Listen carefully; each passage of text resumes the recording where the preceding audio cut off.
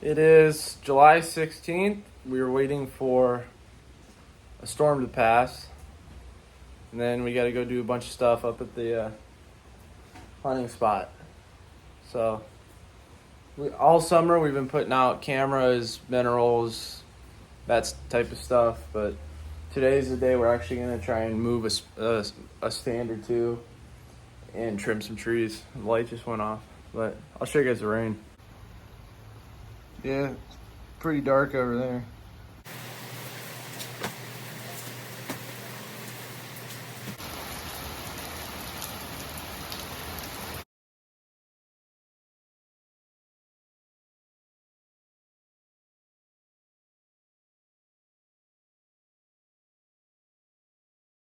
All right, well, we're at the property. We showed up pretty much as the rain was ending, and I walked to the corner of the bean field to check a camera and see if it was dry enough to where I could do my stuff. And Big Boy was out in the field eating.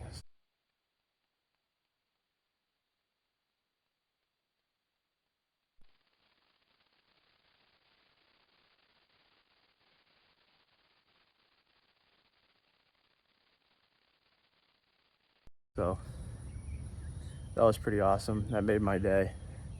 So he's in that thicket right there right now, so we're gonna avoid that.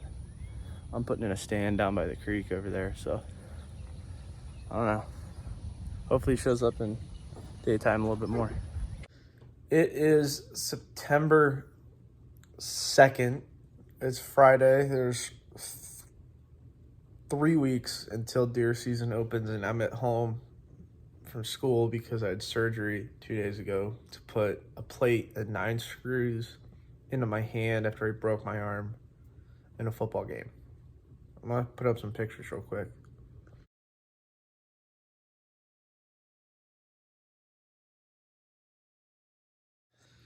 So yeah, that's my right hand, my dominant hand. I don't have feeling in my thumb right now, and I gotta try and pull a bill back in 3 weeks and kill Rudolph or any deer in general. So,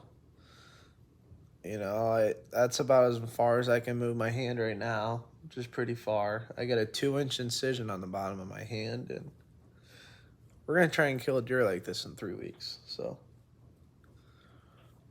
it's gonna be fun. First of the year, we're killing a buck or a doe, whatever walks out. Well, Rudolph, that is, if I buck, but we'll see what happens.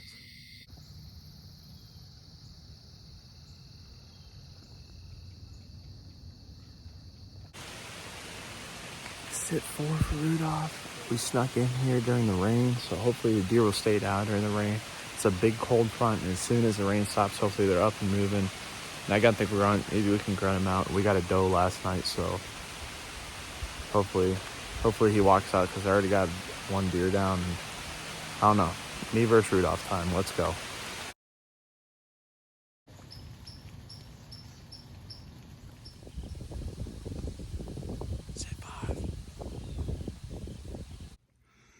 So this is where things kind of got a little bit hectic, because how this all happened, I couldn't film it just because of how fast it was and what I had to do. But we're gonna dive into that real quick. So what happened was, around 7:30, he walked out into the field. Rudolph walked out 200 yards away into the field. I need to find something to draw this on. All right, so here's this drawn up. So this is where I was sitting that night. So the beans are right here, this little field here. This is the corner of it I kind of drew up.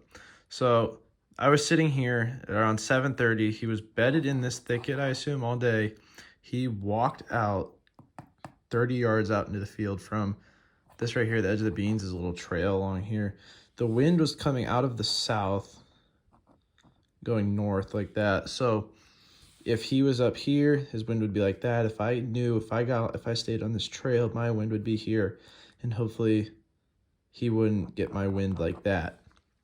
Now, I climbed down from my stand, and I have a picture of that here. As you can see, that was at 7:34. That camera is right here in front of my stand. I was hoping he would come down here in light and I'd be able to stay in my stand, but I knew that my opportunities with this deer in daylight would be 1 or 2 max. So I decided when I saw his rack through the binoculars, I was going to make a move. So I climbed down. Picture me at 7:30. I get to these pines here. I can walk. There's a second camera here. I'll put that picture up.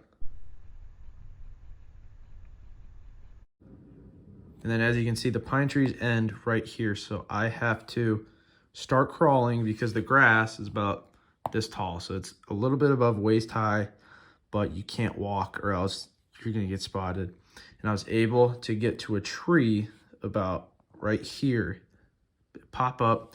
I ranged him at 30 yards 4 times. It looked longer than that, but I decided to just trust the technology and go with it amongst, or, you know, I had a gut feeling that I had to make this count, and I shot and I hit him.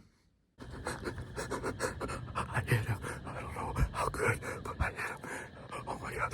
Oh my god. Oh my god. I hit him. I don't know. Oh my god. I don't know how good. I spotted him at 200 yards and crawled. And rangefinder kept saying 30, but it looked far. And I just put my pin on him and prayed. And I hit him. Oh my god. Oh my god. Oh my god. Oh my god.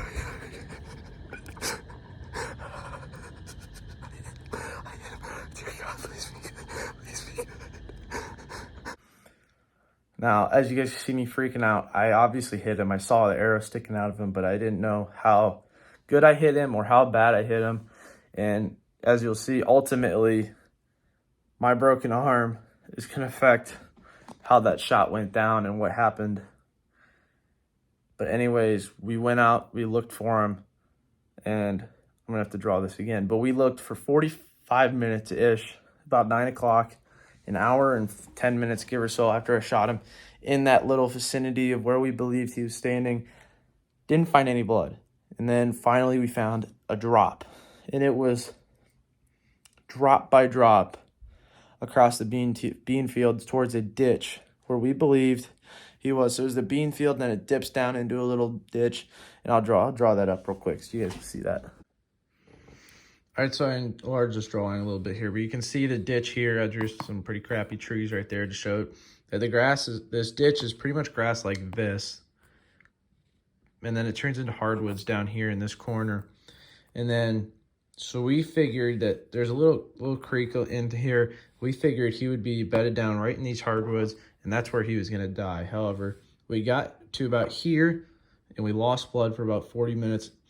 And we finally picked it up right about there on the other side of the creek. And it turns out he had crossed this ditch and was heading out the other side. And that was just a bad feeling in your gut. I mean, usually if it's a good shot and a deer goes downhill, they're not going to be able to go back uphill. So I was really hoping he'd be down dead in the ditch. However, we tracked blood, more and more blood, more red, brighter blood. A little more pink, maybe? I don't know. That's good right there. More higher quantities of it, more than just a little drop. But anyways, so this right here is a little substation, and so there's more beans this way that go on, and basically there's a little trail here. And on this trail, there's the beans on the one side, and there's a hill in between the substation and the beans that go on. And we've had the blood all the way down, and we figured since it stopped right here, this is a neighborhood. Right here, neighborhood. Houses. He had to either go right or left back to where we circled to. So we knew that something big was going to happen right around here, and something huge happened. So this hill that ran along this substation, it was even, and it would go up kind of like this. So this is the beans here. There was grass on both sides of it, and the beans were higher up than the substation. So the hill on the backside was a little bit bigger, deeper down.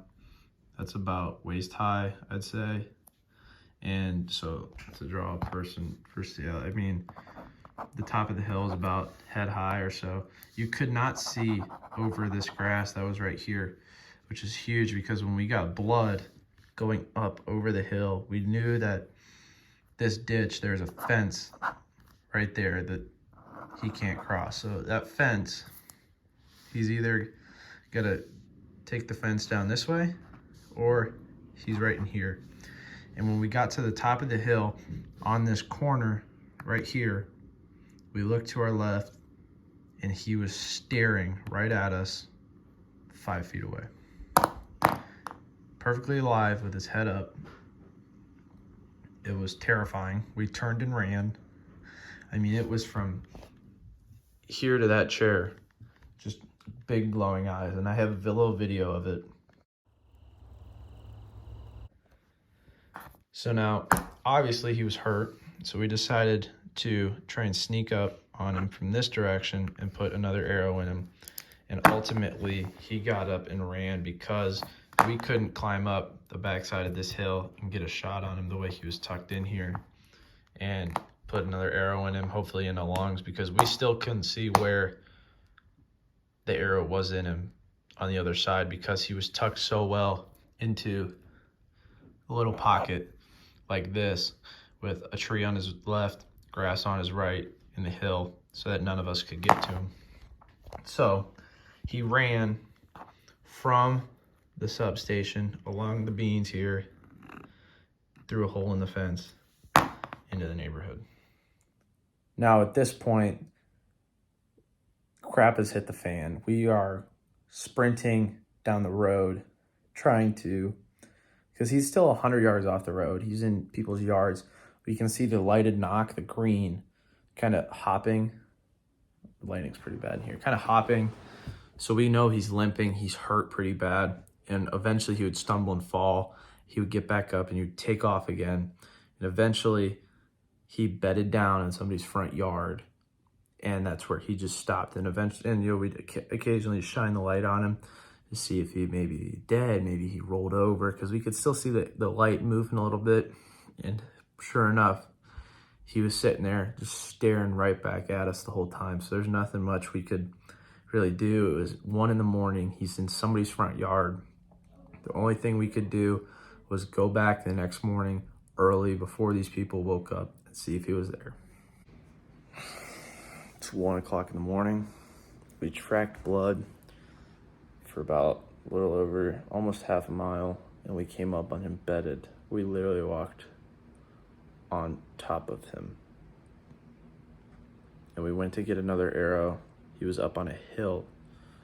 We couldn't get a shot, and when we tried to creep in to get a second shot, he ran. And looking back on it, we probably should have just left him till the morning, but hindsight's always better, or whatever. Anyways, he had the lighted knock on him. He ran into a neighborhood. He is in somebody's front yard right now. And we're gonna hope he dies there. If not, tomorrow's gonna suck trying to find him. It's a little past 6. We got 4 hours of sleep, if that. Let's go see if we can find him. When we showed up, he was gone. It was 5 a.m. No deer there. We knocked on the door of the people's house around 6:30, 6:45, and we could see him moving around inside, so we didn't wake him up. We just asked, hey, we shot this deer. Can we look through your yard for blood or anything? The last spot we saw him was your yard. And they were really cool about it, and we couldn't have found this deer without him. They said, yeah, sure. And we were able to find blood at 7 o'clock in the morning, cutting through their yard into another bean field with a bunch of woods just on the other side of it. So we thought if he got to those woods, he was gone for sure. And sure enough, we found the blood cutting through the bean field. And then after about 10 yards from where he cut through, there's a little wood line from the yard to the beans. 10 yards from there, there was a big bed. You could see the flat spot where he laid down, some blood. 5 more yards, another bed. So at this point, he's really hurt. And I don't think he's really moving on his own will. We go another 10 yards, another bed. And we look up, and we can see his big gray back with the lights 20 yards away. And at this point, we don't know if he's alive, if he's dead, so we're making a ton of noise trying to see if he'll pop up while I'm drawn back. And eventually we start creeping towards him, and he doesn't move. He's dead. Throw your tag on him and let's... Ladies and gentlemen, we got him. Ladies and gentlemen, we got him. Let's go. Rudolph is down. It was a horrible shot. I don't know what happened. That was bad. But the only thing I can think of is if he heard the bow and took off, and that's why it hit his back leg. Yeah, I don't know. But he's huge. He's a big 10-point. He is probably at least 200 pounds. I don't know how big his rack is, but we're going to go take some pictures.